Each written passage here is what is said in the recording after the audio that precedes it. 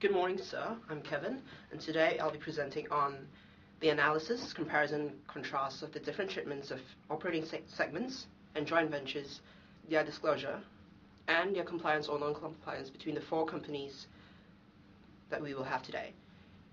The first company we have is Senex Energy. Their GIC is Energy, of course. And then the second company we have is Telstra Limited, which is classified as telecommunications. And then we have Decimal Group, which is classified as capital goods. And finally, we have Votif, which is classified as retail. All four companies have a different way of segment reporting. We have Decimal Group, which has two segments, and the segments are classified as accommodation and construction. We move on to Votif, with no segments, and they prefer to review their data holistically. Next, we have Telstra, with a total of 9 segments, who classifies their segment according to geographical location and operational purposes. Finally, we have Senex Limited, that has no segments, but they classify all of their segments according to the nature of their resources. I'm Amy, and I'm going to talk about the compliance under the segment reporting for the 4 companies.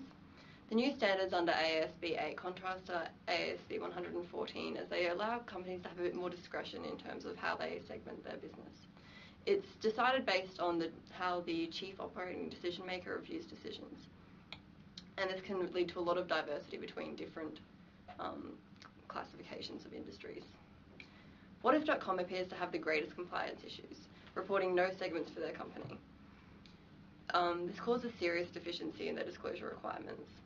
The reluctance to comply may be based on the nature of the competitive retail industry, and detailed segments may require disclosure of commercially sensitive data. It appears that Telstra has the best disclosure out of all the companies.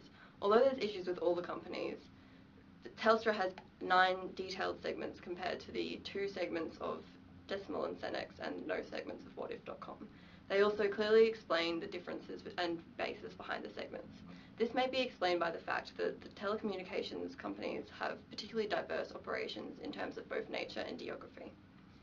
Due to having only 2 large segments each, it's clear that Decimal and Senex Energy aggregated their segments. However, only Senex complies with ASB 8.12 by aggregating based on the nature of the product and services, product processes, and regulatory environment. Decimal provides a little explanation for that aggregation, and this could be because they don't want to disclose more detail in their segment, as one of them is particularly large. Overall, all the companies have compliance issues. However, the worst compliance issues are seen in Whatif.com and Decimal. Thank you.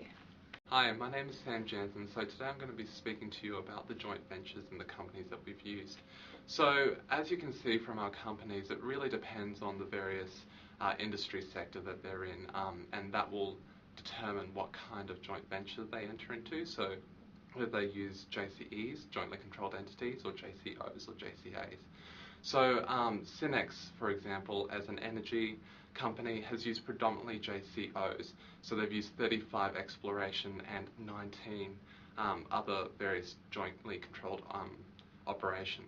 So this is basically for the purpose of diversifying risk and also for entering into various areas while not actually putting their company on the line.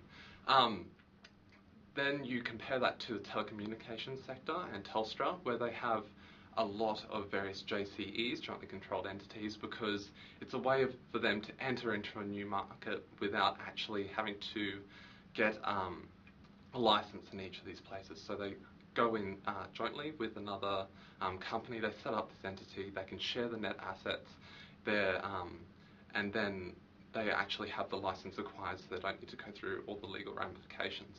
So basically, it really depends on the various sector you go into. And our companies demonstrate the industry norms. So a report by an KPMG report show that JCEs are the predominant way for telecommunications sector to actually enter into a joint venture, whereas an Ernst & Young report shows that for mining companies, energy companies, exploration, and also accommodation, so development kind of companies, they use predominantly JCOs. Thanks. Hello, my name is Jenny, and today I'm going to talk about joint venture. Despite the differences in the use of JCE, JCO, and JCA between the companies, the accounting for the structures is reasonably constant. All the companies that use JCE account for it is using the equity method. Furthermore, investments in JCEs are included in the balance sheet, and explanatory notes detail that JCEs are incorporated. So disclosure of the contingent liabilities differ as Telstra and motive. Both the details in the JCE from which the liability arises, whereas decimal falls to specifically this, and it likely to be the contravention of AASB 131.54. The treatment of JC and JCO for the companies are similar, with the exception being Telstra's lack of disclosures of which JCAs that is involved in. However, it doesn't necessarily contravene the disclosure requirements of AASB 131.21. The changes in AASB 111, notable that remover of proportionate consolidation remover and the alteration to the definition of control are not expected to dramatically affect our companies, as they already account via the equity method and define JCEs in a way that would fulfill the definition of the joint venture under the new standard. To conclude, the various industries have the influence of how the different companies apply different segment report and joint ventures. And that's all for today. Thanks for listening.